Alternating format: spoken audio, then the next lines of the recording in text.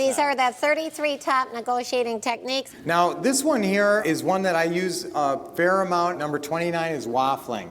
Okay, so you're almost negotiating out loud with yourself. You're like good cop, bad cop with yourself here. Okay, and if you don't have a handy good cop, bad cop, then you go ahead and use that. That's right. I love this technique because you can basically say, well, I suppose if I was going to put a little something down, which like I said, I usually put nothing down in this type of transaction, maybe a couple $1,000s. And then the seller, oh no, I want a lot more than that. Well, I don't know, I guess maybe I could come up with maybe $4,000 or $5,000. Oh no, I wanted more than that. You know, the seller's saying he wants more and more, and that's when you say, well, let me see, I suppose I might be able to come up with, yeah, maybe I could do like 8 or 9, maybe even 10,000. Yeah, that's 10,000 would be the most, because remember the seller wanted 40.